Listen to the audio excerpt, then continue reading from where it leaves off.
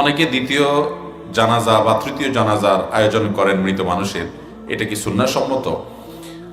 কোনো মানুষ যখন দুনিয়া থেকে চলে যান, মৃত্যুবরণ করেন, তখন ইসলামের একটা চমৎকার সৌন্দর্য হলো যে আল্লাহ রাব্বুল আলামিন আমাদেরকে নির্দেশ করেছেন ওই লোকটাকে সুন্দর করে গোসল দিয়ে, তাকে সুন্দর করে কাপড় চোপড় পরিয়ে, কাফনের কাপড় পরিয়ে আমরা তাকে জানাজার মাধ্যমে সবাই তার জন্য দোয়া করে তাকে সুন্দরভাবে কবরস্থ করে বিদায় দিব। এটা মানুষের সম্মান, এই সম্মান করার নির্দেশ ইসলাম দিয়েছে। এটা ফরজে কিফায়া।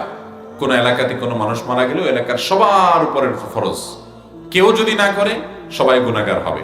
যদি কিছু মানুষ করে তাহলে সবাই সে দায় থেকে মুক্ত হয়ে যায়। এটা ফরজে কিফায়া।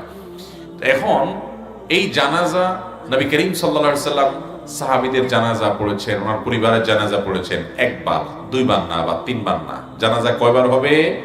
একবার। এবং একবারের বেশি জানাজা এটা সুন্নাহ নয়। জামাতের সাথে যখন জানাজা হবে, জানাজা হতে হবে কয়বার? একবার। আমাদের দেশে দেখা যায় জানাজা কয়েক দফা হয়। একটা মানুষ বিদেশে মারা গেছেন, সেখানে একবার জানাজা হয়। ঢাকা আনছে, সেখানে একবার জানাজা হয়। গ্রামে আবার জানাজা হয়।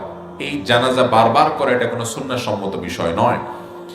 হ্যাঁ, যদি এমন হয় যে যিনি মারা গেছেন তার ছেলে কথার কথা বিদেশে আছে, আস্তে আস্তে দেরি হচ্ছে, এলাকা মানুষ জানাজা পড়ে ফেলছে, যে দাফন করে ফেলবে, যেহেতু তিনি আসতে দেরি হচ্ছে, তিনি অনুমতি দিয়ে দিয়েছেন ঠিক আছে আপনারা জানাজা পড়ে ফেলেন, বা লাশের অনেক দেরি হয়ে গেছে, অসুবিধা হচ্ছে, দুর্গন্ধ ছড়াবে ইত্যাদি, তো তারা জানাজা পড়ে ফেলেছেন।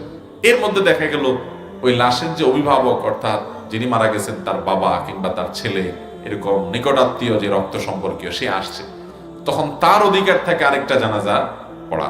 তখন তিনি ইমামতি করে জানাজা পড়লে বা তার উপলক্ষে যখন জানাজা একটা হবে, তখন সেখানে অন্যরা আবার সামিল হতে পারে, এটা ভিন্ন কথা। এছাড়া ঠান্ডা মাথা এখানে একবার জানাজা, ওখানে একবার জানাজা, এটা সুন্নাহসম্মত নয়। আবার আরেকটা আছে গায়েবানা জানাজা।